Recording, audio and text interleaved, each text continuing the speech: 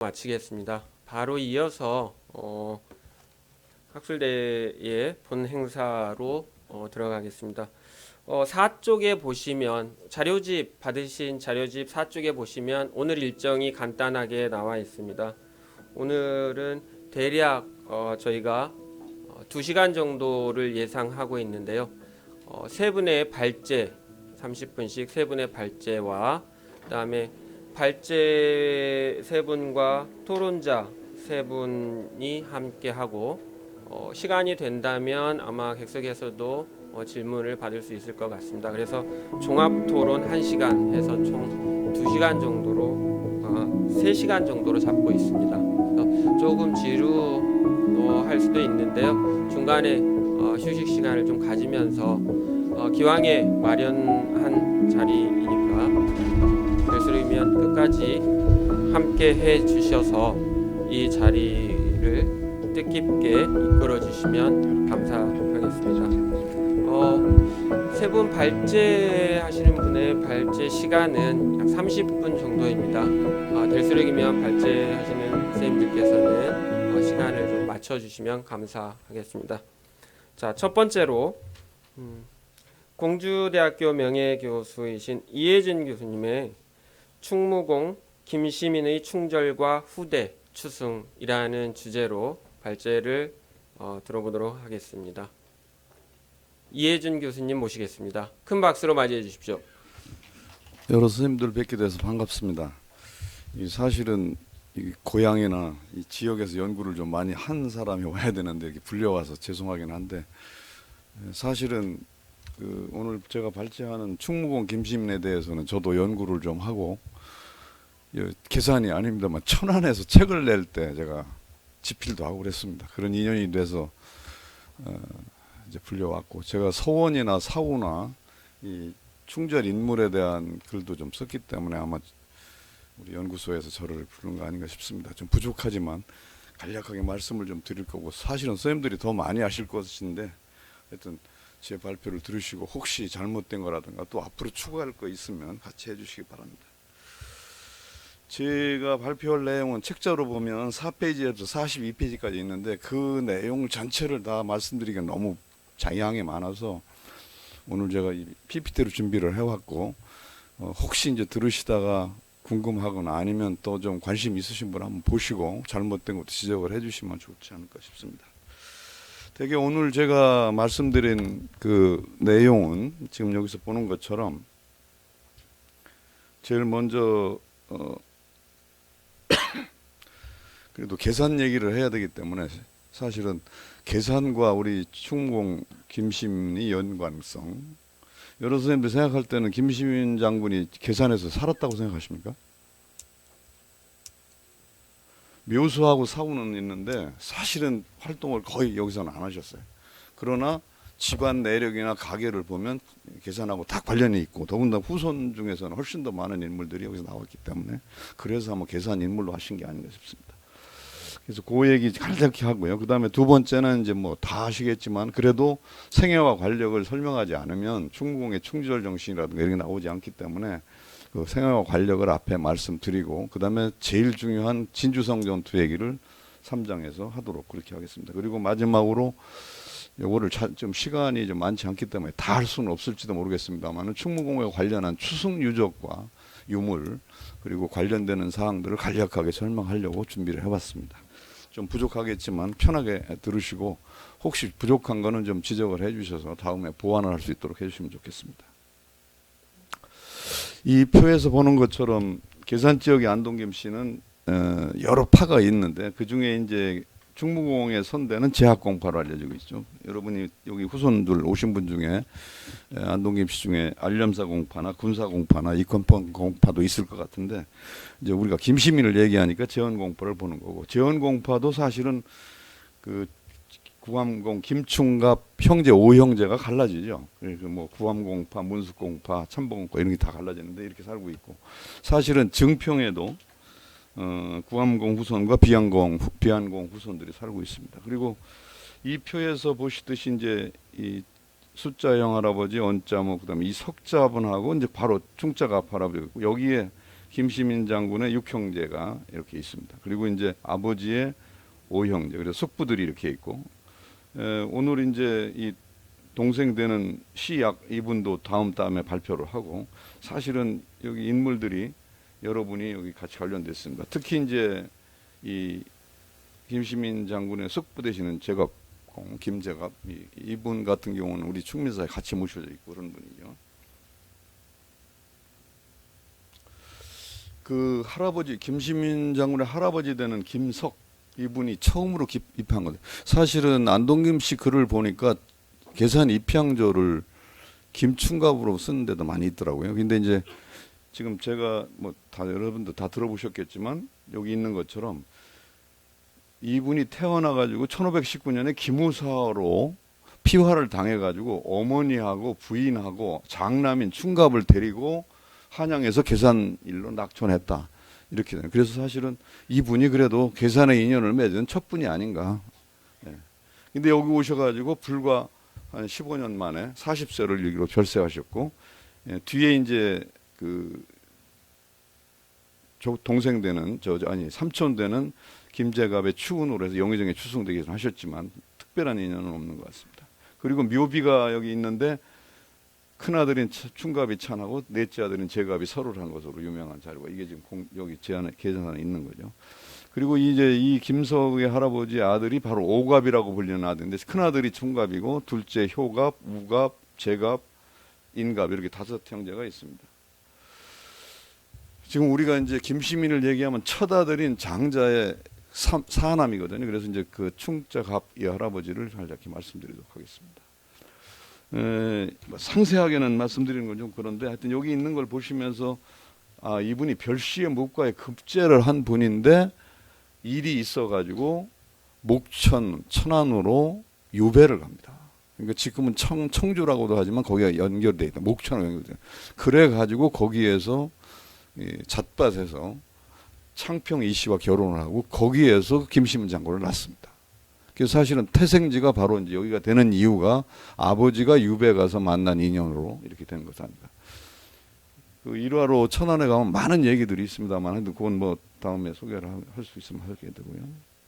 그래가지고 이 김여사로 이렇게 그리고 그 이 충자갑 할아버지는 호음 정사룡 같은 사람이 당대의 문장이라고 아주 칭송을 하는 그런 분이고 청주 목사였던 이정과 도의지교로 사귄 그런 것으로 알려져 있고 벼슬도 유배 풀린 다음에 벼슬도 이렇게 굉장히 다양하게 많이 하셨던 분입니다. 그리고 1570년에는 서상관으로 연경에 사신으로 갔다 올 정도로 우리 충자갑 할아버지는 굉장한 분이었다 이렇게 볼 수 있습니다. 그리고 이제 충무공이 진주선 정투에서 공을 세우니까 의정부 좌찬성으로 의금부사청으로 증직됐고 상락군이라는 군호를 받게 됩니다. 그리고 이제 여기 있는 것처럼 문집으로 그래도 우리 안동김 씨 중에서 계산번호로 이렇게 남긴 분은 첫 번으로 남긴 거죠. 뒤에 뭐 김제갑 동생도 있고 또 손자들도 있지만 있었던 것이죠. 그리고 이제 간략히 넘어가면 둘째 아들이 효자갑임 씨입니다. 이분 그냥 이렇게 보시면 이분도 생원제사에 양시 합격하고 이런 관직도 지냈고 묘소가 원래 시흥에 있다가 능촌으로 왔다. 그다음에 이제 세 번째 아들이 우자갑인데 이분은 계산에서 태어났는데 진사에 급제하고 공릉 참봉까지는 했는데 이분도 특별한 묘소는 없는 것 같아요. 묘소는 계산에 있습니다. 그리고 이제 큰 인물로는 이제 바로 그 충갑의 동생 되고 김시민 충무공의 삼촌 되는 김제갑이라는 이분이죠. 이분이 많은 인연을 갖고 있습니다. 원주의 충렬사에도 제향됐었고 지금 우리는 계산의 화엄서원에도 또 있는 분인데 충민사에도 물론 되어 있고요. 이분이 이 연대를 보면 임진왜란 때 돌아가시잖아요. 이런 중앙에서 변수를 하다가 원주 목사로 임진왜란 때 외장 모리 요시나리의 왜군이 원주를 침공하자 여기서 싸워서 부인과 아들이 같이 죽는 그런 공을 세운 분이고 그래서 이제 임진왜란 뒤에 이렇게 벼슬을 받고 증직을 받는 이런 분입니다. 그리고 1711년에 영의정에 추중되고 정렬을 받고 문숙이라는 시호를 받는 그리고 원주 충렬사 계산 화엄사에 제향되어 있고 묘소는 우리 계산에 있다 이런 분입니다. 사실은 이 황암사원 같은 경우도 좀 자세히 썼으면 했는데 제가 못 쓰긴 했는데 관심을 좀 가지시면 아마 그것도 저기가 되지 않을까 싶습니다. 마지막으로 다섯째 아들이십니다. 인자갑, 오갑 중에 마지막 분. 이분도 이거 보시다 보면 이 임진왜란이 발발했을 때 59세로 향리에 있다가 의병을 일으킨 붓대로 나옵니다. 그 당시 59세로 의병을 일으켰다면 대단한 분이시죠. 근데 이제 그 전에는 정광시에 합격하고 이렇게 벼슬을 많이 지내시다가 그렇게 된 것이고, 돌아가신 뒤에 추증이 되고 이렇게 해서 지금 계산 능촌리에 묘소가 있는 것으로 알려지고 있습니다. 지금까지는 대개 선계하고 형제분들, 삼촌들을 얘기를 했는데 이제 충무공 얘기를 간략히 이제 빨리 좀 마치도록 하겠습니다. 지금 보시는 것처럼 본관이 안동이고 자는 면호고 시호는 충무다. 1554년에 잣밭에서 태어났다. 이게 이제 잣밭이라는 데가 저 한자로는 백전동인데 그래서 계산에도 이게 있거든요. 근데 이 잣밭하고 이것은 좀 다르니까 좀 구분을 하시면 될 것 같아요. 그리고 그 구암공과 함께 창평 이씨의 6남 2녀 중에 3남으로 태어났다. 아까 가계표에서 본 겁니다. 어린 시절에 총명하고 기골이 장대했고 강직한 선풍을 갖고 있다. 그래서 이런 분이니까 결국 그 임난 때 공을 세우시고 충조를 표현한 게 아닌가 이런 생각이 듭니다만은 무사기질이 있었다. 말타기하고 활쏘기를 잘했다.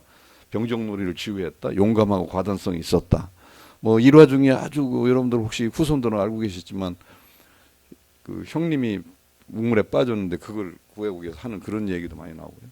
살인계와 관련된 가계 학문 사상은 이건 집안에서 나온 그 연구자 쪽에서 얘기한 건데 김효명원하고 영남사령과의 연견이 많다 이런 얘기를 하더라고요. 우리 집안이. 그러니까 선대가 김시민의 아버지. 그래서 김시민 장군의 사돈. 그 다음에 이분이 이제 김효명이었다는 거고 손자는 김득신의 장인이 바로 김영명, 김정이었다. 이런 게 서로 연결되는 그런 가게다. 그래서 충청도 안에서도 이 김효나 이런 분들하고 관련이 있는 게 우리 집안이다. 이런 얘기를 하는 것 같습니다. 이건 뭐 자세히 할 건 아닙니다. 이게 바로 천안에 태어날 때 잣밭 그리고 여기서 뱀을 잡은 그 사사처럼 거 활로 쏴서 뱀을 잡은 사사라는 게 그거죠. 김공 사사처럼 요게. 요게 지금 비석이 이렇게 써 있고 요게 거북이처럼 생긴 게 있는데 요 얘기는 뭐 대충 보시면 알겠지만 이거를 직접 가축이나 사람들을 해치는 구렁이를 잡는 그 모습이 일화로 남아가지고 그 유적지가 이렇게 있습니다. 여기에는 비도 세우고 천안에서는 그렇게 했습니다. 관력을 간략히 보겠습니다.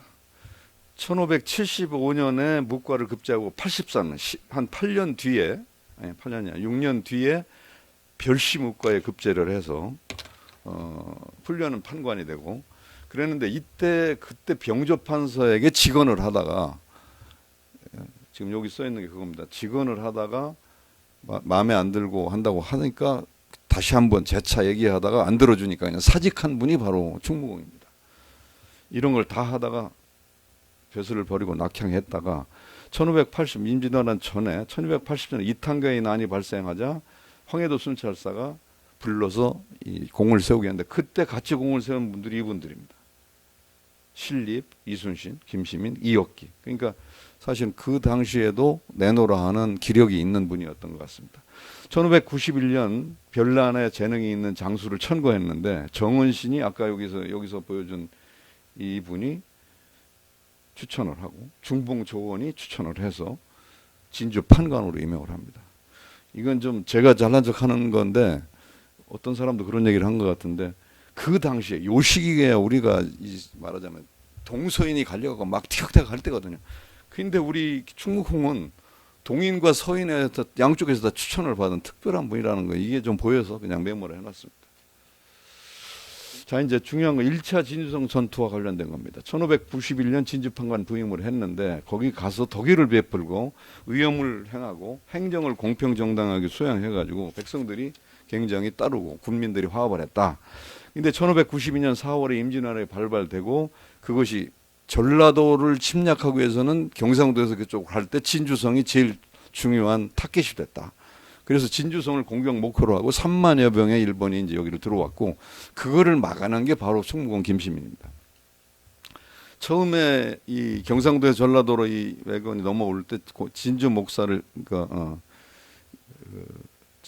그때 이제 판관이었으니까 진주 목사가 이경이라는 사람인데 같이 지키다가 일본군이 온다고 하니까 지리산으로 도피를 합니다. 그때 판관인 김시민도 안 갈 수가 없었어요. 그래서 이제 그러다가 목사가 피신을 해버리니까 판관인 김시민이 책임을 지고 진주성을 지키게 됩니다. 그리고 그때 초유사 김성일이 결국은 진주 목사로 우리를 충무공을 추천하게 되는 것이고요. 이 4월, 5월에 이 왜군이 들어온 뒤에 여기 쭉 있는 게 바로 그 진주성 동투 이전에 김시민의 진주성 군이 했던 일들입니다. 예. 의병들과 합세해서 적을 격파하다, 어디 가서 뭘 어떻게 했다, 이게 쭉 기록에 나오고, 가장 중요했던 것이 이제 이런 과정을 거치면서 진주 목사로 이제 승진을 해서 책임을 맡게 되는 그런 과정인 것입니다. 응전 대비라고 하는 접전 대책을 진행했는데 민심을 안정시키고 성곽을 수축하고 병력 무기를 정비하고 군사 양성에 진력했고 염초 150여 군을 비축하고, 염초라는 게 그 당시는 불을 지를 때 그걸 던져가지고 적진의 어떤 그 군대 시설을 파괴한 거니까, 비경제 진철내와 진력부, 이건 화포입니다. 화포를 새로 준비하는 이 과정을 김시민이 주도했다. 그리고 그 임진왜란 진주성 전투가 있기 직전에 부군에 있는 곳에 출동을 해가지고 적장을 하는데, 그 중에 제일 중요한 게 9월달에 한 달 전에 적장 평소태를 사로잡아서 행제소로 보냅니다. 그리고 10월에 경상우도 병마전투를 제수받는데, 후손들은 알고 계실 거예요. 진주 목사로 이겼잖아요, 진주성에서. 그런데 이게 나오는데 사실은 돌아가신 뒤에 이걸 받습니다. 돌아가시고 난 다음에 임금이 경상도 병마 절도사를 심더라고요. 그때 수성군은 3,800명인데 왜군은 3만 명입니다. 10대 1의 전술을 가지고 이겼다. 이거는 있을 수가 없는 일인데 그걸 해낸 거죠. 그 당시에 이제 같이 주둔해서 정리하던 장군들이고, 수성군 중 1천 병사는 앞에 소개했던 그 진주성 전투 전에 적군들을 토벌하는 그 행사에 참여해가지고 공을 세운 부대라고 합니다. 그래서 이런 정병들이 노약자를 후방에서 지원하고 인근 지역 지원군도 같이 하면서 결국 진주성 전투가 승리로 끝나게 됐다, 이렇게 평을 하는 글들이 있더라고요. 이거 뭐 자세하게 다는 못하지만 그래도 이럴 때 아니면 못해서 제가 6.1 전투를 간략히 정리했는데 다는 설명을 안 드릴게요. 근데 왜군의 이게 지금 1차 진주성 전투가 6일 동안인데요. 10월 5일부터 10월 10일까지. 근데 이때 왜군의 정화는, 이제 왜군은 8월부터 서울까지, 한양까지 점령을 했지만 그래도 내륙을 점령해야 되니까, 영호남을 장악해야 되니까 제일 먼저 진주성을 타격 목표로 삼는 거예요. 여기를 공격하면 전라도까지 갈 수 있으니까요. 그래서 병력 일부를 김해로 직결시켜가지고 진주성으로 공략하도록 했고, 그중에 2만 명은 9월 24일 김해를 집에 진주를 향하고 1만 명은 뒤에서 다른 적을 치면서 왔다. 그리고 9월 20일 함안에 도착했고 10월 3일 날 1만여 선발대가 진주 동쪽 마현에서 진을 치고, 실제 전투는 10월 5일부터 10월 10일까지 6일 동안 있었다. 그걸 좀 정리하기 위해서 이렇게 써놓은 겁니다. 아마 아시는 분들은 아실 것 같아서 간략히만 말씀드릴게요. 이게 첫날입니다. 근데 동쪽 지점에 이 왜군들이 수만 명이, 2만 명이죠. 그때 진을 치고 있었고, 짐시면 성을 굳게 닫고 전투 준비에 만전을 기하고 이렇게 좀 위장을 했다고 그래요. 이건 사실은 기록에 전혀 자세히 안 나옵니다. 이게 이제 뒤에 후대의 진주성 전투와 김시민 충무공에 대해 쓴 걸 가지고 제가 모은 거지, 당시 기록은 너무 없어요. 이따 얘기하겠지만 공신을 받을 때도 충무공 정도 되면 이순신 권율각에 1등을 받아야 하는데 2등이더라고요. 근데 그런 게 지금 알려지지 않은 거였던 아닌가 싶은 생각이 듭니다만, 그 용대기를 앞세우고 군막을 쳐서 굉장히 군사가 많은 척하고 할머니나 어린 아이들까지도 다 군대 복장을 시켜가지고 군대가 많은 것을 위장했다, 뭐 그런 얘기가 있더라고요.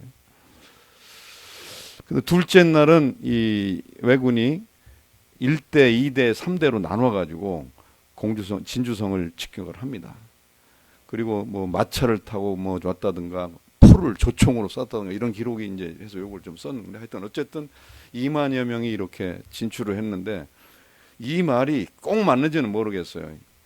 철저한 준비를 하면서 거의 조용하듯이, 그러니까 같이 해서 그냥 그날 접전하지 않고 그런 것이 있었고, 밖에서는 이 곽재와 같은 의병들이 또 호응을 해서 크게 지금 접전이 일어나지는 않은 것 같아요. 그래서 성 안에서는 여기 있는 것처럼 부녀자들이 부상자를 간호하고 급식을 도왔고 왜군의 공격을 둔화시켰고 상대적인 공포감도 갖게 하였다.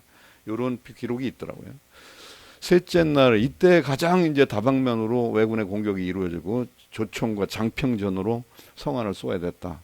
그리고 사방에서 노략질하고 이 진주성 옆에 민가를 불태우고 적진에서는 한밤에 동문 밖에 큰 대나무를 엮어 세우고 그 안에 판자를 대고 흙과 돌로 성벽에 대고 오르는.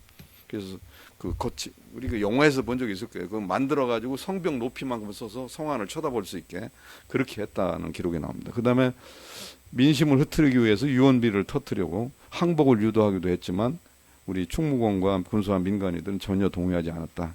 그래서 적의 심리전이 통하지 않은 게 바로 이때다. 넷째 날입니다. 수천 개의 외덕들이 수천 개의 대나무 사대를 만들어 성벽에 올라가고 3층의 조형물 산대를 만들고 거기에서 그걸 끌어가지고 이제 성에 바로 들어올 수 있게 했다.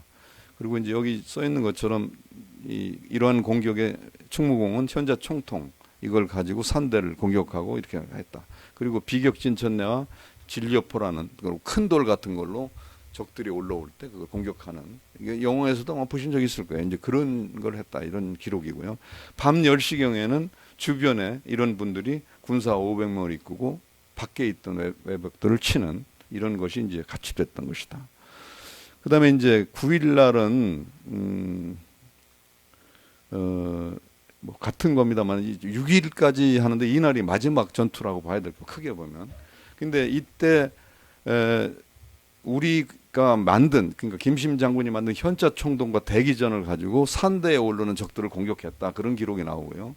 그리고 이들은 그때 군대를 싣고 도망가는 척 해가지고 우리를 마음을 놓게 하고 다시 공격을 하려고 했다고 합니다. 근데 그거를 알아챈 우리 진주성 군은 그걸 알고 동요되지 않고 적에게 납치되던 소년이 와서 얘기를 하기를 내일 아침에 대대적인 공격을 하기로 준비하고 있다라는 걸 알렸다고 합니다. 그래가지고 그 준비를 대비했다. 그리고 이날 애곽에서는 의병장들이 이렇게 활동을 했다, 이런 것이 기록에 나오고 있습니다. 마지막 날입니다. 왜군이 대대적인 공격을 목사 김시민은 비장한 각오로 응전할 준비를 강화했고 아침 거짓 퇴각하는 척하다 적병 1만여 명이 동문, 북문으로 공격을 했다. 그래서 이들이 사다리를 성벽에 세우고 성 위에 공격을 올라올 때 그걸 막아내는 것이 이제 우리 진주성 대첩이라고 하는 것이죠. 전날 첩보를 받아서 공격을 예상하고 김시민의 추성군들은 저항을 필사적으로 한 거죠. 그래서 비격진천에 진려표, 현자총통, 큰 화살 등을 발사하고 돌과 불에 달군 쇠를 던져서 백들을 도망가게 했다, 뭐 이런 이제 얘기가 있습니다. 그래가지고 결국은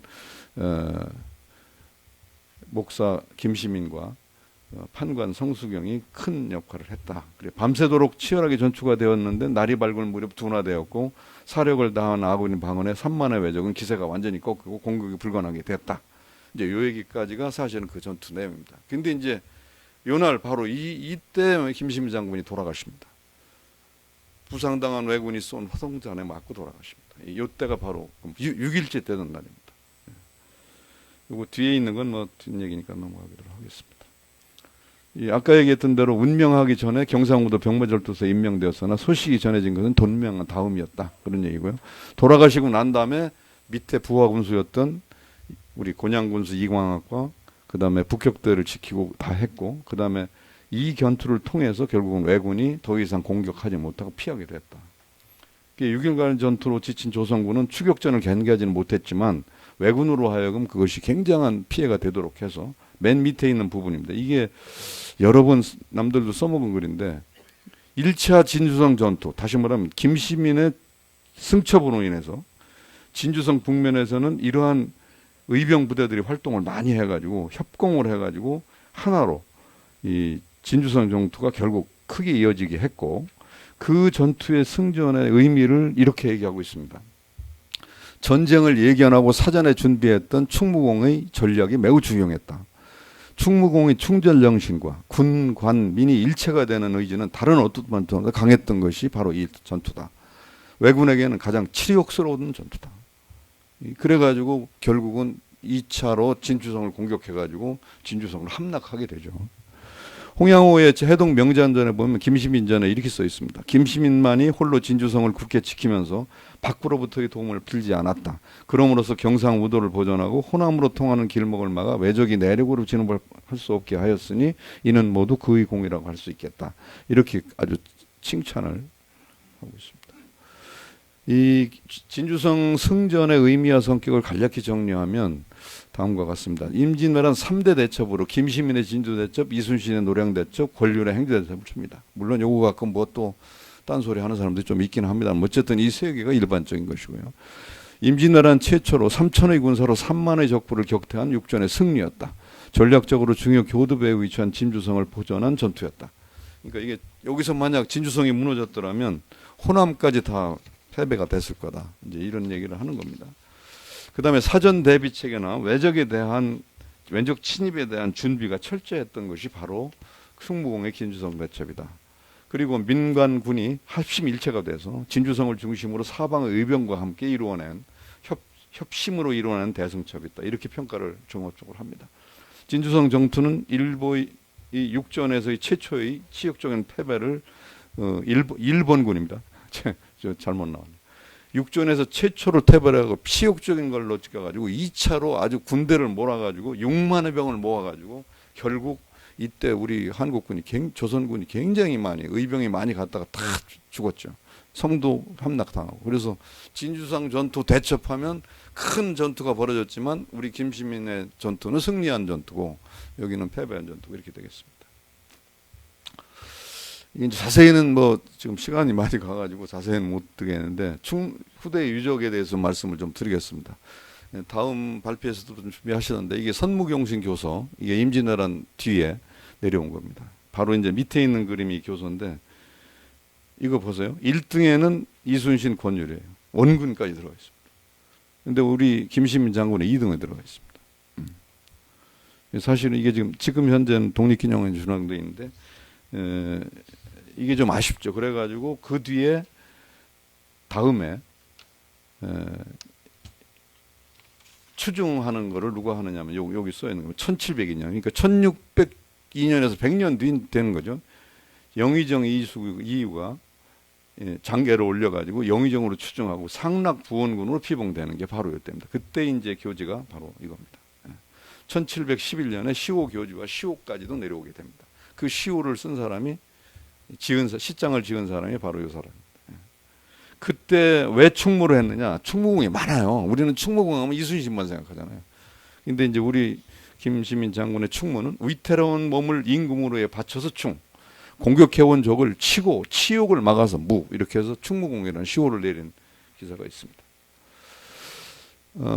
지금 계산은 없습니다만 진주성 정투에 승적을 하니까 진주성 정투에 바로 김시민 장군의 전공비, 이걸 전성각 적비, 김후 전성각 전비, 각적비라고 하는데 이게 이 진주성 내에 있고요.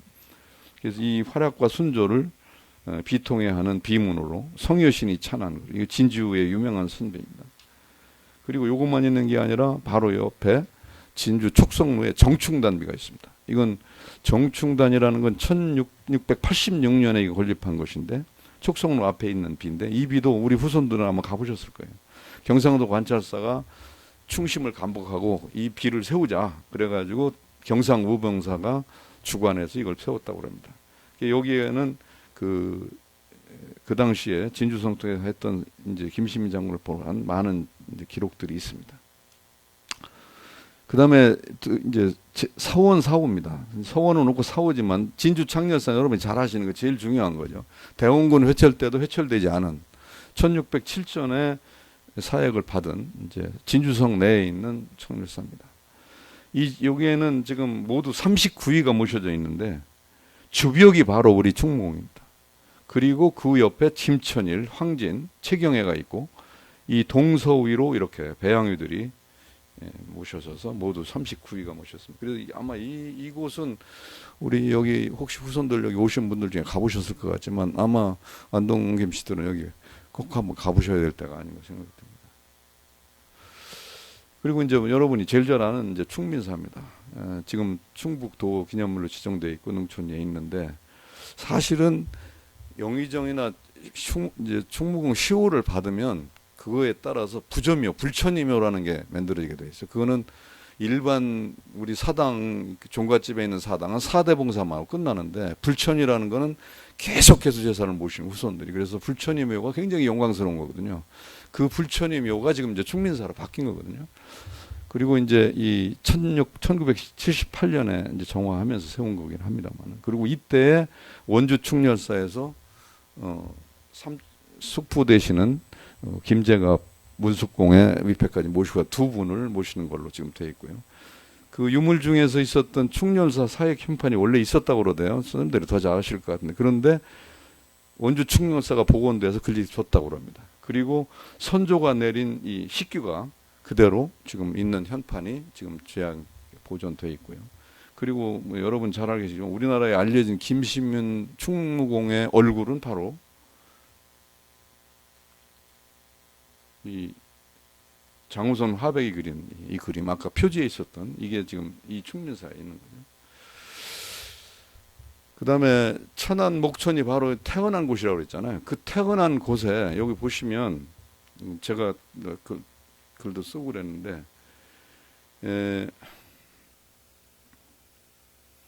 태생지인 목천 가전리에 있고 터만 지금 남아 있어요. 근데 여기에 제일 먼저 창건할 때는 아버지를 모셨어요. 그리고 나서 1년 뒤에 충무공과 백곡 김득신, 죽계 김정일을 하고 다른 성씨까지 이렇게 해서 하다가 대원군 회철 때 없어져서 끝난 것으로 이렇게 되어 있습니다.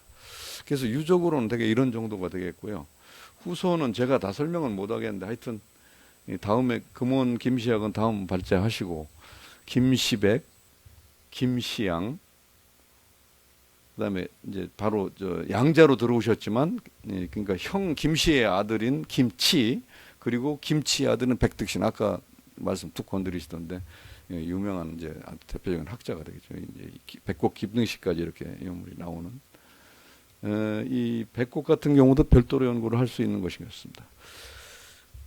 이게 좀 발표가 좀 부족한 것 같은데 하여튼 계산의 상징적인 충전인물 충무공 김수진, 김시미를 어떻게 우리가 알고 챙길 건가, 이제 이런 것이 이런 오늘 같은 자리에서 할 수 있는 얘기가 아닌가 싶고, 그 충무공이 생애 국난을 맞아가지고 이런 충절의 행적과 의미를 되돌아보고 또 앞으로 이러한 그 충전공의 정신을 어떻게 우리가 이 계산해서 다시 현양하고 추승할 것인가, 이런 얘기들도 이제 앞으로 좀 했으면 좋겠다 이런 생각이 듭니다. 굉장히 부족하긴 한데 저는 이렇게 마치겠습니다.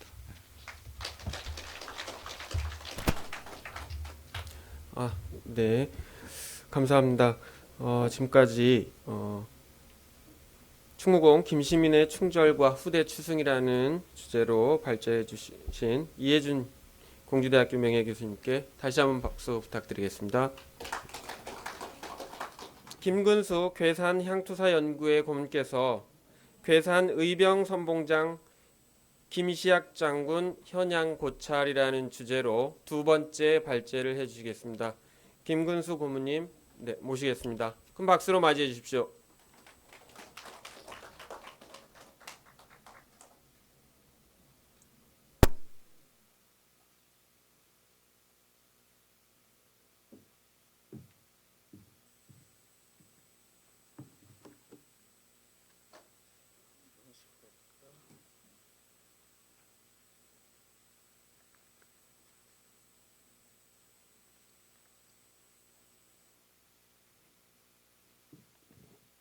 예, 여러분 반갑습니다.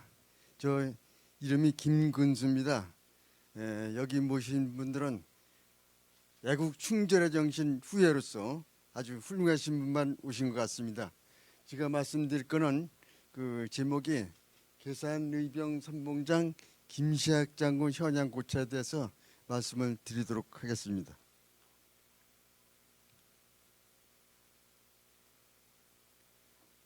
말씀드릴 순서는 김시학 장군의 생애와 활동, 그중에서 출생과 가문을 간단히 말씀드리고, 김유성 선투 종군, 괴산의병 선봉장, 정묘호랑과 삼부자 순구, 묘역정비와 충효산문 복원, 마지막으로다가 재언의 말씀을 해서 마치도록 하겠습니다. 출생과 가문은 그 김시학 장군은 명종 19년 1554년에 조부 석의 터전인 계산군 계산원 능촌리에서 출생한 것을 추정합니다. 자는 손호이며 아호는 금원입니다. 가계라 살펴보면 충렬왕 그 김방경의 13대 손이 되겠고 중종조의 계산으로 처음 낙행한 구안동 김씨 제약공파 김석의 손자이며 안악군수를 지낸 구암 김충갑의 육형제 중 육남인 서자로 출생했습니다. 충무공 김시민 장군의 서재이기도 합니다. 자신들이 만든 사적에는 출생지를 계산군 청천면 대전이라 했으나 가장 바른 기록으로 김시민 장군 사후 김정은이 만든 행장에 출생에 대한 언급이 없습니다. 출생지 기록을 다시 검토할 필요가 있다고 생각합니다. 그래서 계산군 계산후 능촌리 아니면 청천면 대전리 아니면 문강면 전범리 이런 사항이 검토될 필요가 있겠다고 생각됩니다. 부영인 고향인 계산후 능촌리에서 출생했다고 출생하여서 청천면 대전리에서 자란 것으로 추정이 됩니다. 행정에 보면 어려서부터 총명하고 성숙했으며 풍채하고 골격은 보통 사람을 넘었고 성품과 기질은 굳건하고 확고하였다. 10세의 어린 나이에도 구항공이 세상을 뜨자 여먹살이를 하며 상주노릇을 하고 슬퍼하며 추모하며 예의를 다했다. 나이가 조금 들자 재기가 보통 사람을 넘어섰고 기계가 있어 장부로서 활과 화살을 들고 공명을 소리는 뜻이 있었으며 작은 예절에 얽매지 않아 충무공 김심 장군이 매우 아끼고 사랑했다고 행정에 기록되어 있습니다. 여기서 그 조심스럽게 제가 말씀을 드립니다. 이 뭐 엄청 잘못됐다는 것보다도 기존의 기록이 좀 잘못된 거는 시정할 필요가 있다. 이래서 말씀드리니까 오해 소지가 없길 바랍니다. 1969년도 처음 간행된 계산군지 120쪽에 보면 자는 기호요 비안현감 인감의 아들이며 충무공 김시민의 종제라고 되어 있습니다. 이 근거는 계산 삼각록에서 따왔다 이렇게 되어 있는데 사실은 삼각록에 그렇게 되지 않습니다. 다음에 그 다음에 90년대 증보 계산군지가 발행되면서도 비안현감 김인갑의 아들이며 충무공 김시민 장군의 종제다 이렇게 써졌습니다.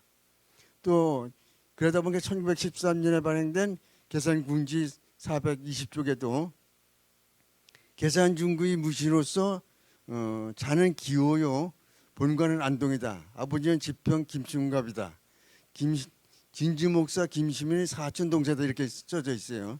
그래서 이건 시정이 돼야 될 것 같고 그다음에 2009년도에 청천면지를 발행하면서 분면안에 보면 김시학의 본관은 안동이며 자는 기호이다. 비안현감 김인갑의 아들이며 이렇게 나왔습니다. 다음에 그 청천면지 인물조에도 보도 비안현감 김인갑의 아들이며 임미라는 진주목사로 진유성을 지키다 순전한 충무공 김시민의 서재에 이렇게 되어 있습니다.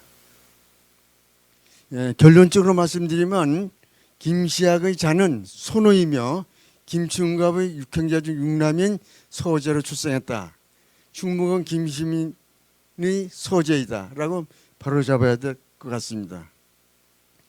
또한 그 김시학의 장자가 김긍입니다. 그런데 이걸 보니까 가운데 소자가 뭐 없어져 가서 김한으로다가 오게 된 경우가 있습니다.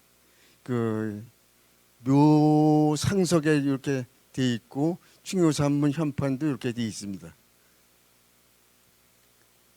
여기 보면 김시학 장군의 아드님 이름이 금자로 이렇게 뚜렷하게 나와 있습니다. 다음에 그 지명관계도 보니까 그 여지도서나 호고통수, 충청북도 일반지리, 행정구역 일남 등등에 보면 그 대전이라고 돼 있어요. 그 어떤 책에 보면 덕평리에서 태어났다 뭐 이렇게 돼 있는데 덕평리는 사실은 1914년도에 새로 생긴 마을이에요. 그렇기 때문에 대전리에서 태어났다 이렇게 해석이 많은 것 같습니다. 다음 진성 전투 유공입니다. 만력 임진년 충무공이 진양 수령이 되고 그때 29세로다가 충무공을 따라서 성 안에 있었는데 갑자기 외란이 일어나자 성을 수비하는 계책과 오랑캐를 막아내는 전략에 공이 도운 것이 많았다. 조선왕조실록에 다음과 같은 내용이 실려 있습니다. 그 후에 서해 유성룡의 공이 재력에 뛰어난 인재를 천거하여 발탁하여 설락장군 훈련은 첨정에 제수되었습니다.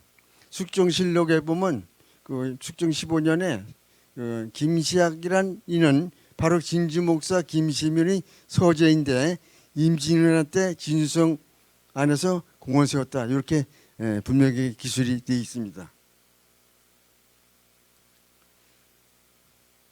다음 선조실록 29년에 보면 지금 계산의 선봉장 김시학 또한 그의 부영이 피살된 것에 분개하여 의병을 일으켜 적을 토벌함으로써 그 공로가 현저했는데 그 희와의 군사가 제장의 침해를 받아 혹은 병사에게 기숙하고 혹은 본군 분석되기도 하여 장졸이 서로 휘어져서 조만간 파산되었습니다. 그러므로 시학이 군관을 보내어 그 국절을 진술하였는데 군수 이봉에게 기숙되어 별개의 일군이 되어 적을 토벌하기로 원하였습니다. 그 뜻이 가상하여 그 말을 따라주는 것이 마땅하겠습니다. 또 복수할 마음은 사람마다 지니고 있으니 성상께서 근시의 신하를 보통 야통하는 글을 내리고 성심으로 개유하여 사방에 널리 고가면 원군이 호응하여 다투어 의병을 일으킬 것입니다. 하니 임금님께서 김시학의 일은 비변사에 이야기해서 조치하라 이렇게 되어 있습니다. 다음 정묘호란과 삼부자 순국입니다. 정묘호란을 간략하게 요약하면 1623년 인조반정이 일어나자 신리와 명문 속에서 임진왜란에 도움을 준 명나라와 친교하는 예결을 펼쳐집니다. 한편 조정에서는 후금의 심작을 염려하여 충직한 명장인 김시학 장군, 임경업 장군, 정충신 장군을 압록강 북방에 배치하였습니다.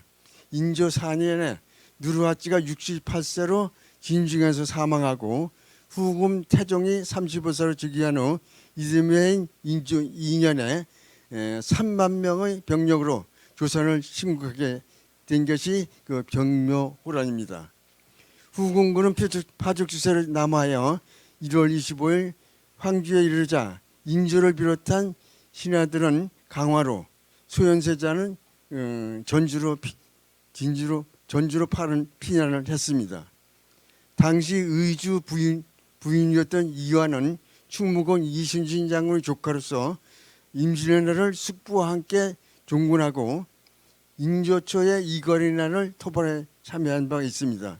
이완은 도저히 이 전쟁에서 이기지 못하고 중가 병력이기 때문에 병기에 불을 지르고 뛰어들어서 분사했습니다. 의주를 함락한 후금군은 창성으로 들어닥치게 됩니다. 인지실록 5년에 보면 강을 따라 올라와 창성부를 공격하자 절제사 김시학이 홀로 외로운성을 지키다 힘이 다하고 원군도 없어 성이 드디어 함락되었다. 시학이 적에게 잡히자 잡혀 적이 칼로 위협하니 하나 시학은 적을 꾸짖으며 굴복하지 않고 두 아들과 함께 살해당했다고 기술되어 있습니다. 숙종 15년에 보면 김시학이라는 사람은 창성 부사로 있을 때 북방 오랑캐가 성 안에 침입하자 힘이 지나여 사로잡혔는데 오랑캐는 그의 두 손바닥을 꿰어 수십 리를 끌고 다니며 항복하라고 위협하였지만 끝내 항복하지 않고 마침내 사지가 찢겨 죽었습니다. 그의 두 아들도 따라갔는데 적병에게 죽었습니다. 마땅히 정문을 세우고 벼슬을 추중할 것입니다라고 하였습니다. 임금이 또 해당주의 비준을 받아 처리하라고 지시하였습니다. 드디어 참관으로 임명되었습니다. 요거는 이 보니까 국사편찬위의 사료조사 그 데이터 베이스에 보니까 그 중간이 몇 기스 없어요. 보니까 중간 내용이 없어서 그 향토사연구의 사무실에 가면 이조실록 전거리 지금 비치돼 있어요. 그런데 그거는 그 우리 그 대한민국에서 발간되기 전에 이북에서 북한에서 평양편에다가 된 이조실록을 지금 보관되어 있습니다. 그 내용에서 찾아서 이렇게 정리를 해놓은 것입니다. 다음에 행장을 보면 장자 김긍, 차자 김규, 종질 김대곤이 김시학 장군을 모시고 있었습니다. 삼부자의 국가에 대한 충성과 부모 자식 간의 효도가 가슴을 뭉클하게 하는 내용이 됐는데 이걸 대략적으로다가 원문을 해설해서 문답식으로다가 말씀을 드리겠습니다. 김시학 장군이 장자 김긍에게 말합니다. 나는 나라의 두터운 의뢰를 받았는데 보답할 수 없으니 지금 죽는 것은 옳은 일이고 기꺼운 바이다. 너희는 내 죽음을 견제치 말고 어서 몸을 빼어 나가 고향에 돌아가 노모를 봉양한 것이 옳을 것이다 이렇게 얘기했습니다. 그런데 그 장자인 김긍께서는 아버지는 어찌 이런 말씀하십니까? 아버님께서 나라를 위해 죽는 것은 절개와 의리에 당연한 바이니 저희들은 아버님과 명운을 같이 하는 것이 또한 옳지 않겠습니까? 이렇게 얘기합니다. 다음 김시학 장군이 차자인 그 김규에게 얘기를 합니다. 내가 이미 함께 죽기로 마음 먹었으나 내 혈족이 전부 죽을 수 없는 일이니 너 또한 떠나가도 된다. 이렇게 말씀하니까 그 차자인 김규께서도 아버님이 나라를 위해 죽고 형님이 아버지를 위해 죽는데 저 또한 아들입니다. 한 캐나 나라의 목숨을 함께하는 것 또한 영광이 아니겠습니까? 이렇게 얘기합니다.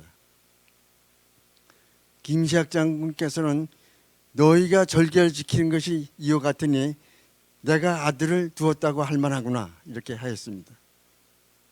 다음에 같이 따라간 그 종질 김대곤에게 얘기합니다. 너는 비록 나를 따라 여기 왔지만 이미 지킬 직무가 없고 또한 연로한 부모가 계시니 실로 함께 죽는 의리는 없다. 어서 떠나도 된다 하였습니다.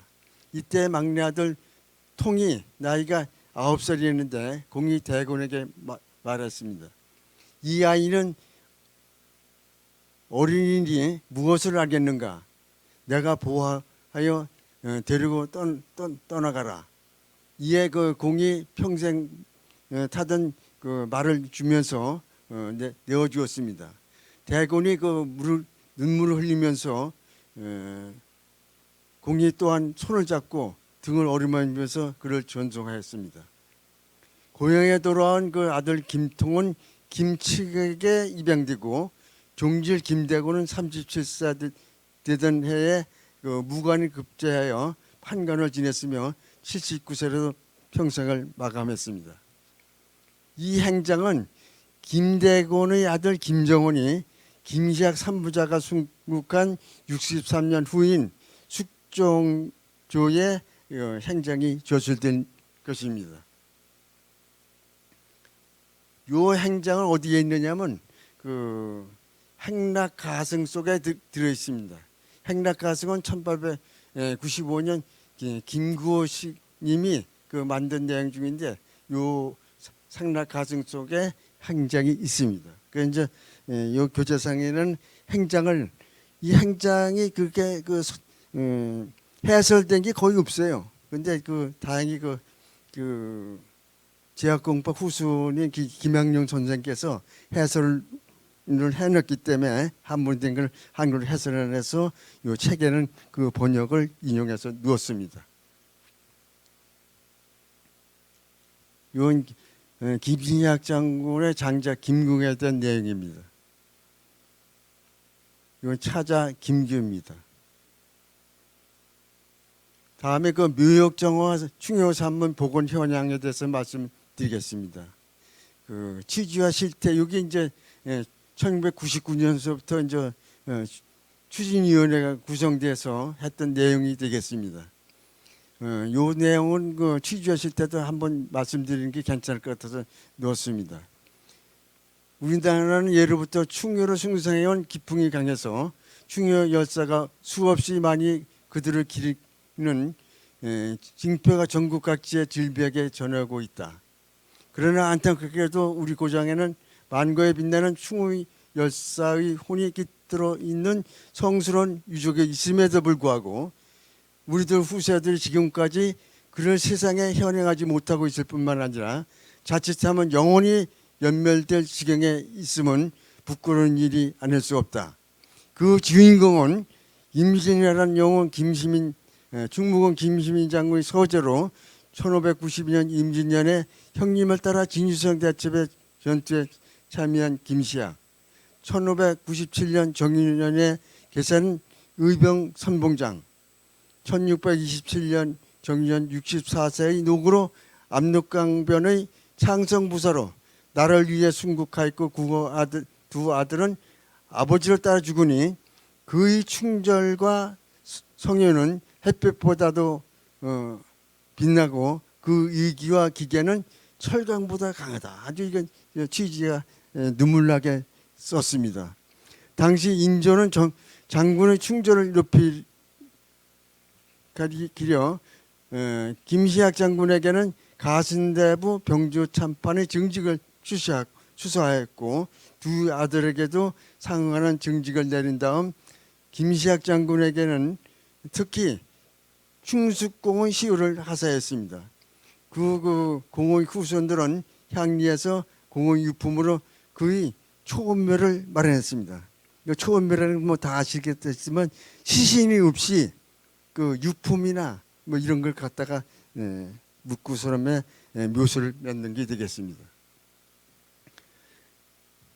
그리고 그로부터 60년이 지난 1680년 숙정 9년 임술년에는 조정에서 김장군 한 부장을 위해서 정료를 세우도록 특지를 내림으로써 그의 향리에 충효산문 정문을 세우기에 이르렀습니다. 그러나 그 수백 년이 흐르는 동안에 그 향리의 그 후손들은 떠나가고 사회의 관심 또한 세미해짐에 따라 충효산문은 세월과 더불어 퇴락되어 자취를 감추었고 공의 묘학 또한 황무지같이 형폐되어 묘전에 있는 노인 상석의 각자만이 가까스로 김시학 장군의 묘역임을 하주에 확인해 주었을 따릅니다. 예, 생략하면서 이 자료는 그 2000년도 충숙공 장군 묘역 정화 및 충효 산문 복원 추진위에서 만든 내용이 되겠습니다.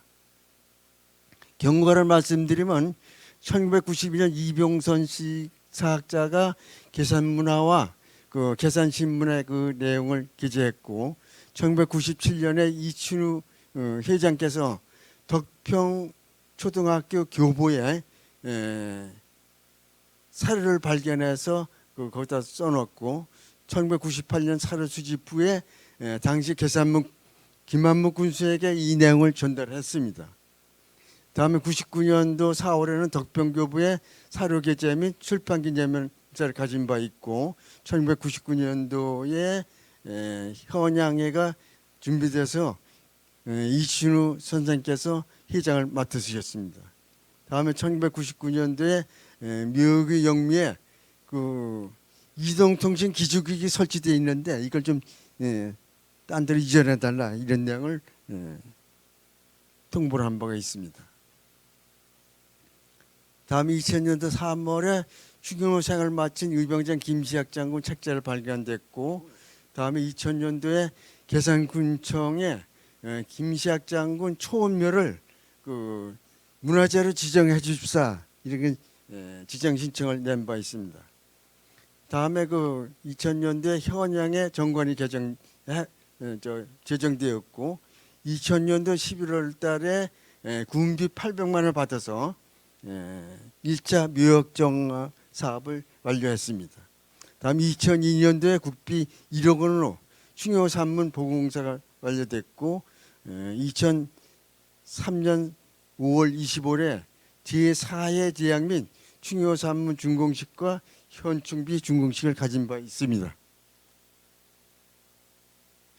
요 이제 충수공 김시학 장군 묘역입니다.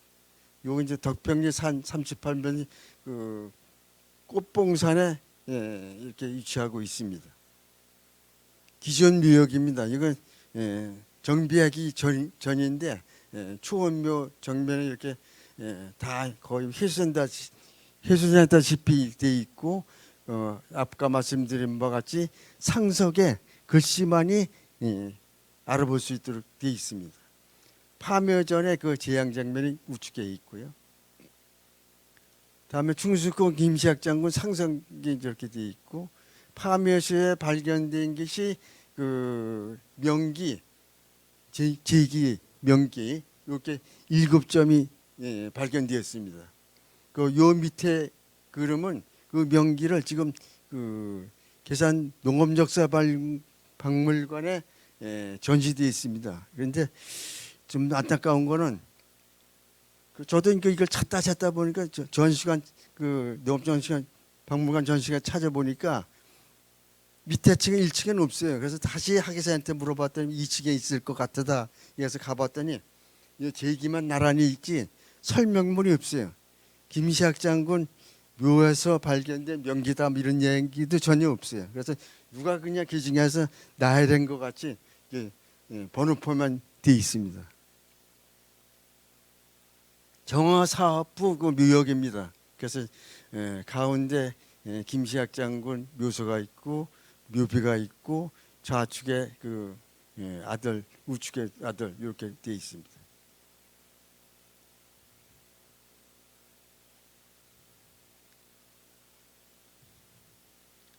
여기 옆에가 이제 묘비고요. 중위권 김시학 장군 묘가 되겠습니다. 좌측에는 차자 김규의 묘소가 있고 옆에는 그 김궁의 묘소가 있습니다. 장자입니다. 충효 산무가 현충비에서 말씀드리겠습니다. 현자가 잘못됐네. 충효 산무는 계산군 청천면 송문로 845-13에 위치하고 있습니다. 정묘를 때 순국한 창성보다 김시학 장군과 아들 김규를 정려하기 목주 건물이 되겠습니다. 아까 말씀드린 것 같이 김시학 장군 현양에서 국비 1억 원을 지원받아서 건축물을 준공하고 현양비를 세웠습니다. 건축물 중간에 충효 산문 현판이 있고 건물 안에는 세 분의 현편이 게시되어 있습니다. 여기 이제 지금 충효 산문입니다. 밑에 그 충효 산문 글씨는 국회의원을 하셨던 김종호 국회의원께서 쓰셨습니다. 충무공 김시학 장군 충효 절이 정려 현판입니다. 김궁 충효 열사 정려 현판입니다. 이건 김규 충효 열사 정려 현판입니다. 이 글씨는 우리 요때 당시에 현충의 부회장을 맡으셨던 박원섭 그 도의원께서 직접 써주셨습니다. 여기 박원섭 도의원님 오셨지요? 가셨나? 여기 계시네요. 여러분들 그간 수고하셨다고 격려의 박수 한번 보내주시기 바랍니다. 수고하셨어요.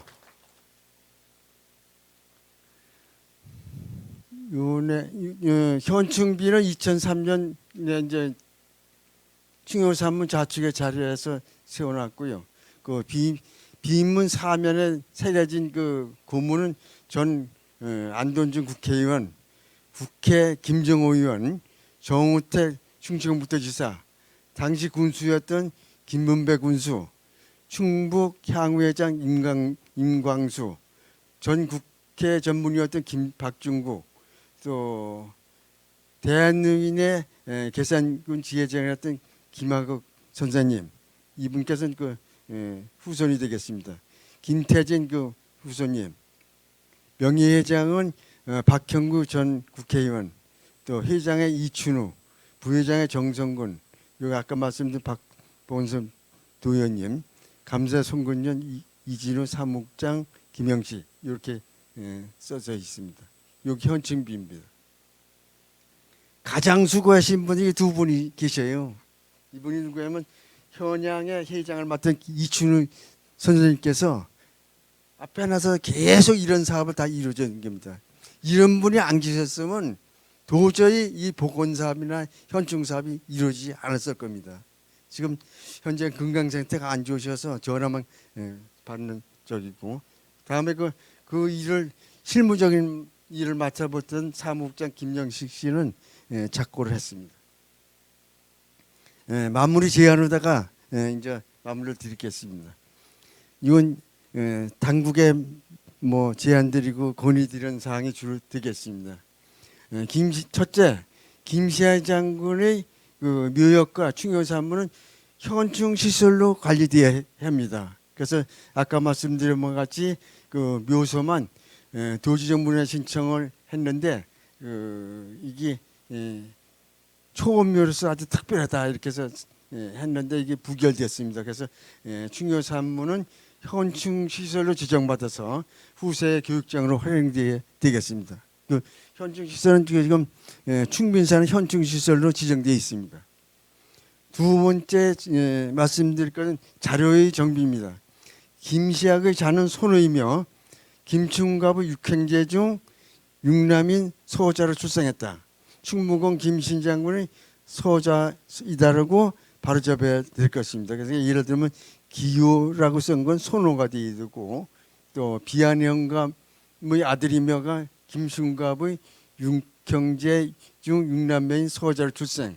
김시학의 장자가 환유로 되는데 긍휼을 고치줘야 됩니다. 세 번째, 그 김시학 장군 묘역장호의 지속적인 관심과 지원이 필요합니다. 현재 김시학 장군 묘역 앞에는 계산 관광 휴양단지 전통과 호텔 조성 사업이 지금 추진 중에 돼 있고 있습니다. 그래서 여기 이제 2023년도까지 진행 중되는 건데, 이 공사로 인해서 노령자는 도저히 그 묘역을 올라갈 수가 없습니다. 행정당국에서는 시공업체와 긴밀히 협조해서 진입로에서 묘역까지 올라가는 계단을 만들어 주도록 하든가, 아니면 군에서 직접 지원해서 진입이 가능하도록 해야 되겠습니다. 지금 공사 현장입니다. 공사 현장 보면 묘소가 여기쯤 있는데, 여기 공사를 해서 도저히 이거 나이 들으신 분들은 저 올라갈 수가 없습니다. 다음 네 번째로다가 충숙공 김시학 장군 3부자 추모 사업은 지속적으로 추진되어야 된다, 이런 말씀을 드립니다. 그래서 이제 끝에서 그거 보면 행정당국의 지원과 유림, 종친들의 유기적인 지원과 협조로 사단 건립 등이 지속적으로 추진되어야 된다, 이렇게 제언을 드립니다. 끝으로다가 1820년에 밝혀진 계산 3강력에 수록된 인원은 충신 27명을 비롯해서 모두 149명이며 계산지역 정려각은 충신각 2개소, 충효각 2개소, 효자각 18개소, 휴열문 6개소 등 총 32개소가 됩니다. 이와 더해서 김시학 장군의 초연모와 충효 산문이 후국 애족의 정신을 일깨워주는 성역지로도 성화 발전되길 소망하면서 계산군이 호국의 중심지로 더욱 발전되기를 소망하면서 제 말씀을 마치겠습니다. 감사합니다. 네, 이 괴산 지역에서 향토사 연구에 꾸준히 관심을 갖고 노력해 오신 김군수 고문님의 발제가 있었습니다. 일단 못다 하신 말씀은 일단 종합토론 시간이 있으니까요. 그때 조금 더 나누어 보도록 하겠습니다.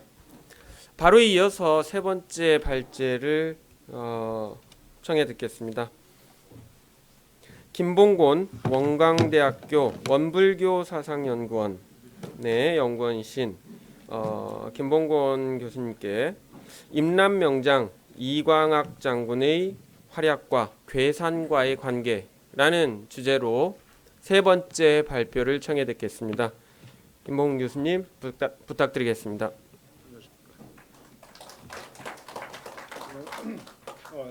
잘 들리십니까? 저기 이 요거 마이크. 이거요? 네. 예. 방금 소개받은 김봉곤입니다. 저희 국사편찬위원회 위원장이셨던 송고 이성무 선생님이 계십니다. 이성무 선생님이 1937년에 이 괴산에서 태어나셨고 만 80세로 돌아가셨는데 그분이 제 지도 교수이십니다. 그리고 여기 우리 이해준 교수님도 같이 국사편찬위원회에서 근무를 하신 걸로 알고 있습니다. 그래서 매우 저하고는 좀 인연이 깊은 곳인데 2010년에 광주이시를 전체적으로 조명을 했어요. 광주시가 조선 전기의 대표적인 명문 집안입니다. 여러분 알다시피 한음 이덕형 이분 아시죠? 이분뿐만 아니고 탄수 이영경 선생 그리고 그 앞에 오국이라고 그래서 극돈, 극배, 극감, 극배 아주 기라성 같은 인물들이 아주 많았어요. 그래서 광주시의 요청에 의해서 이성무 스님 제자들이 총체적으로 이 광주시를 연구한 적이 있습니다. 저는 제 고향이 또 전라도이기도 하고 그래서 이광학 장군을 연구를 하라고 선생님이 이제 말씀을 하셔서 제가 이걸 연구하기 위해서 당시에 여기에 이광희 의원님 집을 찾아서 그때 벌써 한 10년이 좀 넘었네요. 거기에 산소도 가고 또 족보도 보고 그렇게 해서 연구에 이 단서를 마련했는데 아직까지도 많이 부족합니다. 제가 이쪽 분 사람이 아니고 그래서 나중에 토론에서도 아시겠지만 부분적인 실수도 많고 그랬는데 아무튼 미흡하지만 이 발표를 하도록 하겠습니다. 그리고 이광학 장군에 대해서는 현재 연구 성과가 제가 연구한 게 있고 현재 충남대 이근호 교수가 정치사적인 측면에서 다룬 연구가 이제 2편의 논문이 있는데 앞으로 이광학 장군에 대한 연구가 많이 이루어져야 될 것 같아요. 그 이유에 대해서 말씀을 드리겠습니다.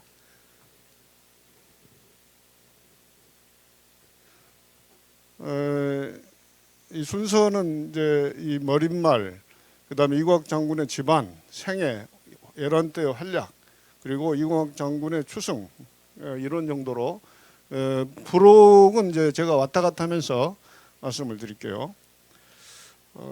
이광학 장군이 선무공신 3등으로 1604년에 아까 이해준 교수님도 말씀하셨는데 그때 함께 이게 봉해지는데 임진왜란을 공적으로 하고 있습니다.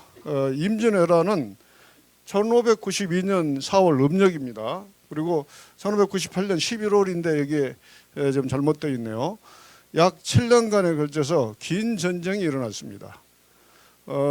당시 일본, 우리나라, 중국 그리고 여진족까지 여기에 관심을 갖고 동아시아 어떤 최대의 당시 전투였는데 이 전투를 간략하게 요약을 하면 이 부산에서 한양, 평양까지는 순식간에 일본군들이 진격을 하게 됩니다. 그리고 평양에서 계속 거기에 이제 정체가 되면서 당시에 조명연합군이 반격에 나서고 그러면서 이듬해 93년 4월 거의 한 1년 후에는 저 오늘날 울산의 서생포부터 저 웅천에 이르기까지 창원 웅천에 이르기까지 방어선을 일본이 구축하고 거기에 머물러 있어요.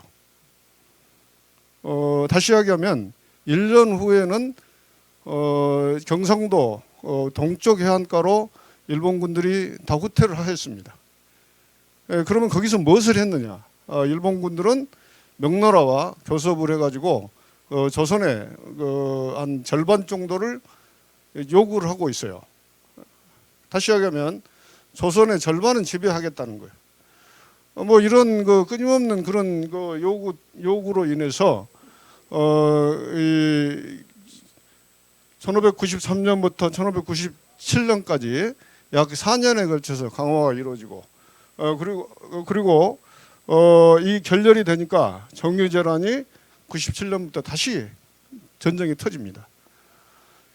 그러면 일본군들이 왜 이렇게 명을 못 쳐들어가고 평양에서 계속 정체가 되고 있었느냐? 이거는 아까도 이해준 교수님이 언뜻 이야기를 했는데 이들은 원래 목표는 명나라를 치러 가는 거였어요.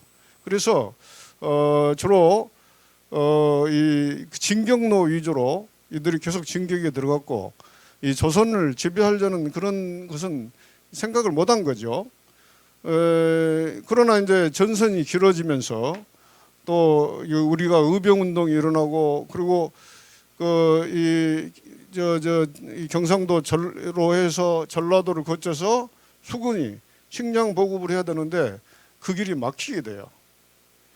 그래서 일본군들이 이제 전쟁이 길어지고 이렇게 충분히 그들이 방어 진격을 못하게 돼가지고 결국에 경상도 쪽으로 이제 내려오게 되는데 이런 과정에서 이순신 장군이 일본군을 무찌르는 한산도 대첩이나 부산 대첩 이 전투를 이루게 됩니다. 그리고 원래는 이순신 장군이 전라 자수사였죠. 전라도의 그 왼쪽 다시 하면 여수나 고흥을 중심으로 한 그런 그쪽의 수군을 맡아가지고 예군들을 방어를 했는데 잘 알다시피 경상 이 자수사였던 박홍이 일본군들이 쳐들어오니까 제일 먼저 도망을 갔어요. 박홍이라고 유명한 그 사람이 있는데 그 다음에 이어서 왜군들이 오니까 원균이 또 도망을 가요. 그러면서 긴급히 이순신 장군한테 전라 우수사였던 이순신 장군한테 전라 자수사군요. 전라 자수사 이순신 장군에게 구원 요청을 해가지고 결국에 경상 우수사였던 원균의 부대와 전라 자수사 이순신 장군이 이끄는 병력이 연합해가지고 이제 결국에 이 왜군의 진격을 막게 됩니다. 그러면서 한산도 대첩, 부산 대첩 연속 승리를 하게 되고 또 권율 장군은 저 북방에서 일본군들이 철수를 하는 과정에서 1593년 그때가 1월인가요? 그때 이 행주 대첩을 또 하게 되고 그리고 이제 아까 김시민 장군이 이 당시에 이제 경상 우도 감사가 학봉 김성일입니다. 김성일의 전폭적인 지원을 받아가지고 진주성 싸움을 승리로 이끄는 유명한 진주 대첩이 있죠. 그런데 유독 이 전투에 모두 관여된 사람이 이공학 장군입니다. 이공학 장군은 경상도 당시에 권양 군수로 있으면서 이 김시민 장군을 도와가지고 진주 대첩을 승리로 이끌었어요. 그리고 당시에 그 경상 우수사였던 사람이 누구라고 그랬죠? 경상 우수사 원균입니다. 이게 초기에 원균의 휘하에 있었어요. 그런데 잘 알다시피 이순신 장군이 워낙 그 해군에 능하기 때문에 삼도 수군 통제사가 되잖아요. 그래가지고 원균이와 있으면서 이순신 장군도 여러 차례 만나는 장면이 난중일기에 나옵니다. 근데 이공학 장군은 원균보다 이순신 장군을 더 좋아한 것 같아요. 그래가지고 여러분 글에도 보지만 여러 차례 이순신 장군을 만나고 또 말도 빌려주고 이러면서 아주 친분 관계가 좋아가지고 이공학 장군이 이제 다시 임지로 떠나니까 매우 섭섭하다. 이런 기록을 남기고 있습니다. 이순신 장군이. 그래서 앞으로 원균과 이순신 장군과의 관계도 좀 규명이 돼야 될 것 같고, 그런데 이 백사 이양복이라는 분이 있어요. 백사 이양복은 아까 이야기한 대로 이 한음 이덕형하고 대단히 친구로서 어릴 때 잘 지낸 분인데, 이분이 이공학 장군을 이렇게 평을 했습니다. 대소 100여 번의 전투에서 일찍이 꺾인 적이 없었고 전쟁의 공로와 적을 죽이고 포로로 잡은 것이 많기로는 항상 당시 장수의 으뜸이었다. 가장 극찬을 했던 것입니다. 그리고 이공학 장군이 이제 1508년에 이렇게 죽자, 당시에 이호민이라는 분이 있어요. 이 선조 때 문장관인데, 이분이 이분은 연안이십니다. 이분이 1584년에 이분은 문과에 급제하고 이공학 장군은 무과에 급제를 합니다. 그래서 죽자 이분에 대해서 만사를 썼어요. 그래서 이 갑신년에 동방급제한 200인에 들었으나 무리를 떠나 하기되어 하늘을 날았는데 돌아가셨다는 거예요. 풍류는 탄홍의 후예로 손세였고, 탄홍이 누군지 알죠? 이 충주에 가면 팔봉서원에도 있고, 그러니까 여러 이야기를 했는데, 이연경 선생입니다. 산수. 그분의 사촌 동생이 동고 이중경 선생이 제자예요. 이중경 선생 알죠? 율곡 선생하고 관련된 이야기들이 많이 전해진 분인데, 또 소재 노수신 선생, 이분이 사이예요. 그래서 대단히 당대에 명망 있는, 그리고 사림 가문이고 아주 그런 가문인데, 이 후손으로 손색이 없었다는 거예요. 그리고 예약은 극곡처럼 넉넉했네. 예약은 극곡은 누구냐면 춘추 시대 때 유명한 명장인데 문무를 겸한 사람입니다. 그리고 관방의 병마서로 위험을 떨치고, 이거는 이공학 장군이 전라 병사를 마치고 나중에 이제 이 1600년대 초기가 되면 여진족이 우리 북방을 자꾸 공격에 들어와요. 그 이후로 아까도 이 김시학 의병장 이야기를 하면서 병자호란, 정묘란 이야기를 했잖아요. 그 조짐이 이미 이공학 장군이 있을 때 북방에 일어났어요. 그래서 이공학 장군을 그쪽으로 파견했어요. 그리고 흑두의 봉군대니, 이거는 이공학 장군이 군 칭호를 받죠. 왜냐하면 이극감부터 해가지고 이 집안은 계속 4대 봉군을 받아요. 이극감, 그 다음에 이세자, 그리고 이연경, 그리고 이공학, 이런 식으로 계속 공신의 후손으로서 이 봉군을 받습니다. 바로 그런 걸 이야기를 해요. 남아가 이 정도면 충분할 터 애달픈 눈물을 흘릴 필요 있으랴 해서 이공학 장군의 이 생애를 만사로 통해서 이야기를 했습니다. 이제 이공학 장군의 그 선대를 보면 한자로 되어 있는데, 일대는 이제 이 집이고 둔촌 이 집이라고 그러죠. 둔촌동 부로 그 부근에 살았어요. 그리고 이제 이 지직, 그리고 둘째 아들이 인손. 이 인손 밑에에 오극이라고 그래서 5명의 이 극자 학렬이 있어요. 여러분 책에 71쪽을 한번 보십시오. 그러면 그 이인손의 아들이 첫 큰 아들이 누구죠? 그 82쪽인가요? 예, 82쪽에 밑에서 넷째 줄을 보면 큰 아들이 누구예요? 극배입니다. 극배. 이극배. 이분이 이 좌익 좌리공신.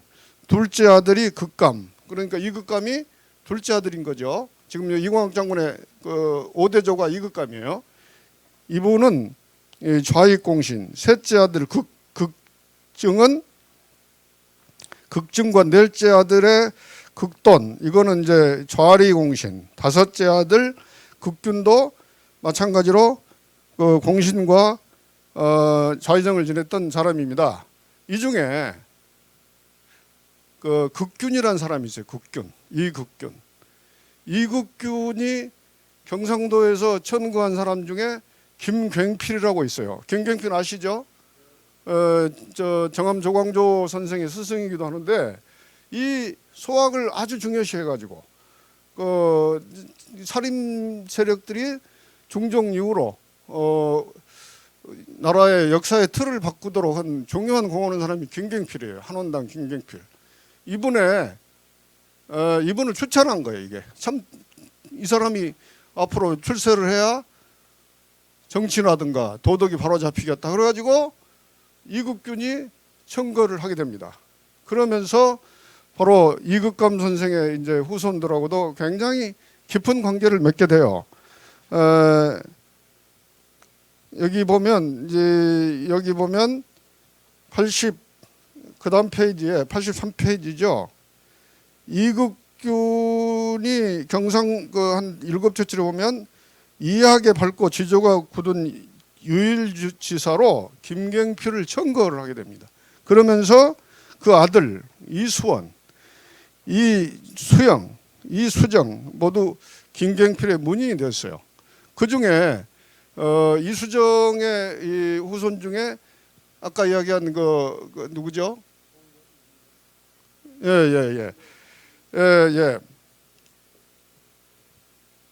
아무튼 그런데 문제는 뭐냐? 이세자가 연산군 때 잘 알다시피 그 사화로 죽임을 당하죠. 연산군의 그 어머니가 폐비 윤씨라고 그래서 사약을 받잖아요. 그때 하필 또 이분이 당첨이 돼가지고 가셨어요.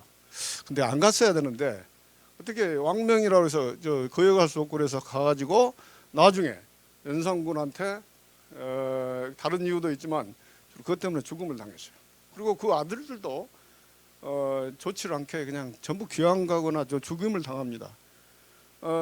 바로 이세자의 아들 이수원 이분도 먼저 돌아가시잖아요. 이게 이세자는 이제 나중에 관양역으로 귀양 가가지고 거기서 자결을 하도록 명을 받아서 결국 죽고 이런 다음에 이제 그 이어진 사람이 이제 이연경 탄수 이연경 선생이죠. 이분이 자기 그 아버지 할아버지 이거 시신을 모두 저 불정면 삼방리죠.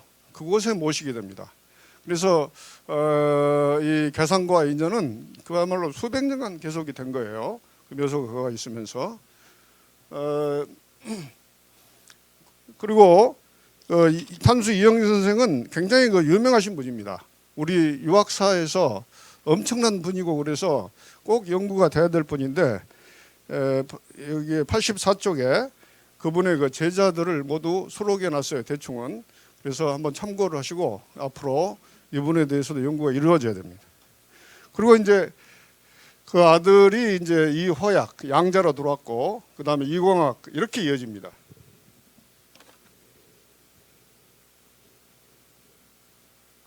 이분이 이제 이광학 장군이에요. 그러면 왜 이광학 장군의 초상화가 남아 있느냐? 이거는 중국 그 한나라 때부터 이 공신들에 대해서는 초상화를 그립니다.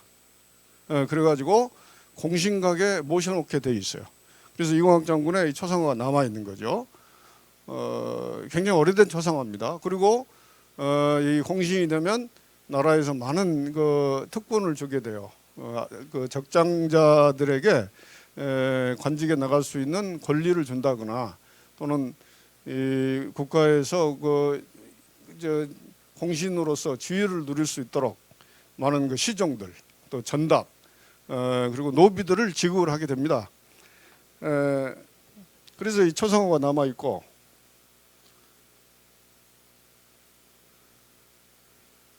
그다음에 이제 이공학 장군의 이 활약을 시간이 없기 때문에 저는 뭐 다는 못 드리겠네요. 근데 중요한 거는 뭐냐면 이분이 1584년에 아마 이 무과에 급제했다는 거예요, 이분이. 그런데 곧바로 무엇에 제수가 됩니까? 선정관에 제수가 돼요. 선정관. 선정관은 무과 중에서도 최고 요직입니다. 중앙에 다시 하면 수도경비사령부와 같은 거기에 부장 정도 되는 사람이어서 요직 중에 요직을 맡게 돼요. 그러면 왜 이공학 장군이 이렇게 요직을 맡았느냐? 물론 당대에 누구요? 이준경 선생이 같은 집안일 뿐만 아니고 또 한음 이덕형 이런 분들이 중앙에 또 포진돼 있고 그래서 당대 공신 집안이고 명문가기 때문에 믿어도 된다 해가지고 선정관 지위를 내린 거예요. 그리고 얼마 뒤로는 이제 백성들도 잘 다스릴 수 있어야 된다 해가지고 현감을 제수를 하게 됩니다. 그러다가 1591년 35살 때 권양군수를 맡게 되죠. 바로 이때에 잘 알다시피 임진왜란이 터지게 되는 거죠. 지금 여러분들 책에 88, 89, 90 여기까지가 제가 이제 이 권양군수로서 이공학 장군이 어떤 활약을 했는가 이거를 적어봤어요. 주로 이제 김성일이 당시에 의병을 모았던 초유사이고 곧바로 경상우도 감사를 했기 때문에 그 사람의 역할이 큽니다. 실제로 아까도 우리 이해준 교수님께서 김시민 장군을 이야기했지만 학봉 김성일의 역할을 무시할 수가 없어요. 그분이 원래 이 경상도의 퇴계 선생의 이 대표적인 제자일 뿐만 아니고 또 이 호남과도 깊은 인연이 있어요. 전라도 나주 목사를 겸하면서 나주에 많은 인재를 양성을 했어요. 그래가지고 그 휘하에 많은 의병장들이 나옵니다. 바로 이제 그런 학봉 김성일이 경상도의 곽재우 선생이라든가 또 경상도 의병 그리고 관군들 이런 거를 동원할 역량이 있는 거죠. 그리고 호남까지도 동원해가지고 아까 이야기한 대로 전투를 주로 이제 관군들이 하고 외곽에서 의병들이 사방에서 몰려 들어오기 때문에 일본군이 어쩔 수 없이 3만 명을 가지고 쳐들어왔지만 물러날 수밖에 없어요. 그런 과정을 적어놨는데 이공학 장군은 어떻게 했느냐? 가장 중요한 거 10월 8일 날 전투가 너무 격렬해지니까 김시민이 노약자들을 그냥 내보내려고 그랬어요. 성 밖으로. 그러자 이공학 장군이 반대를 합니다. 만일 이 위급한 상황에서 우리의 이 사람들을 내보내게 되면 동요가 일어나서 잘못하면 패배한다. 적극적으로 만류해가지고 일치 단결해서 성민들을 단결시켰다. 이게 가장 중요한 공로고 또 하나 중요한 공로가 아까도 얘기했지만 김시민 장군과 이공학 장군은 북문 일대 거기 보면 북쪽을 이렇게 여러분 진주성 알죠? 이쪽 남쪽은 주로 이제 남강이 흐르고 그래서 못 쳐들어와요. 북쪽으로 이렇게 주로 공격이 오는데 여기에 최전방에 서가지고 전투를 하다가 김시민이 이마에 탄환을 맞고 쓰러지게 됩니다. 그래서 그 지휘를 이공학 장군이 하신 거예요. 이공학 장군이 이제 쓰러지자 진도 지휘를 하면서 권양군 병사 100여 명을 제1선에 투입을 시켜요. 그래가지고 이게 그 강궁을 쏠 수가 있어요. 이게 이광 장군 자체가 활을 잘 쏘는 분입니다. 편전이라고 그래서 아주 이 활보다 좀 더 적은 건데 있는데 이걸 쏘면 거의 보이지 않게 빨리 날아가요. 그래가지고 약 300m를 날아간다고 그래요. 그래서 그 보통 한번 격발 쓸 때마다 결국 이제 죽게 됐는데 이광 장군이 그런 편전의 명수였다는 거예요. 그래가지고 외적들이 이렇게 공격에 오니까 그 말 2마리가 끼는 그런 마차를 타고 외장이 쳐들어오니까 그대로 그냥 선전을 써가지고 적중을 시켰다고 그래요. 그래가지고 외적들이 그 장수가 쓰러지고 또 강궁 이런 그런 것들이 계속 날라오고 그러니까 어쩔 수 없이 결국은 패배했다. 그래가지고 이광 장군이 바로 그거로 인해서 전쟁에 승리를 거두게 됩니다. 그러니까 김시민 장군의 노력이 가장 컸지만 마지막을 장식한 사람 누구죠? 이광 장군이에요. 물론 요거는 이제 김성일 그 학봉 김성일 장계를 올릴 때 김시민을 제일 첫 번째로 올리고 두 번째는 이광 장군을 올렸기 때문에 아마 당시 판단도 그랬을 거라고 봅니다.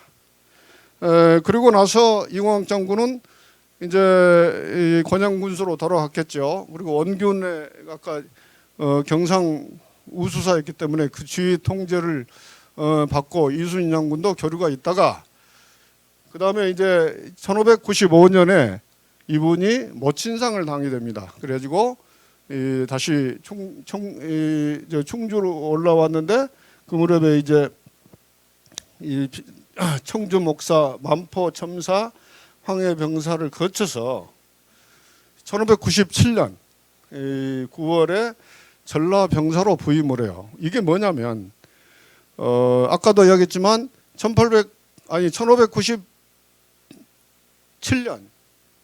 4월 달에 강화가 결렬이 되니까 왜군들이 대규모로 쳐들어오게 됐어요.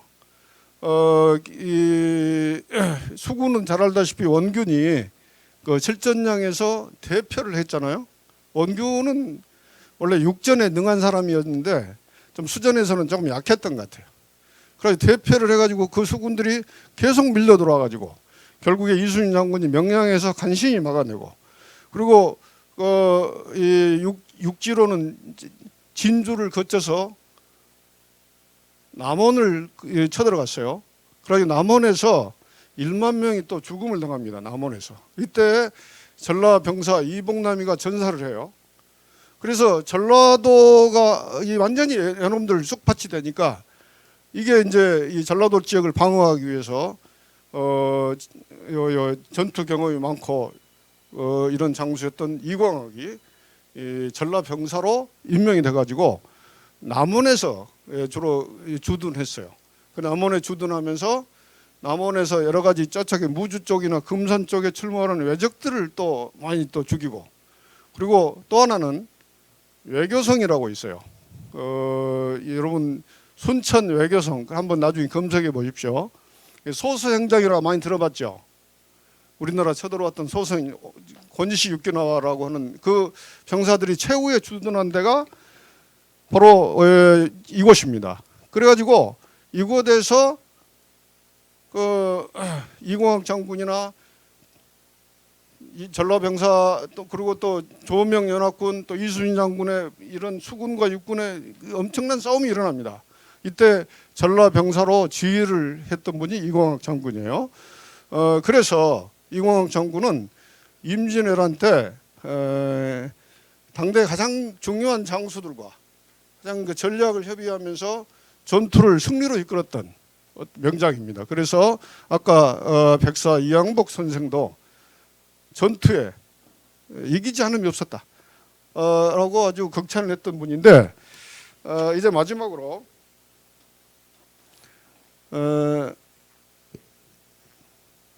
김성일의 장계 아까 이야기한 대로 이렇게 장계를 올렸던 거.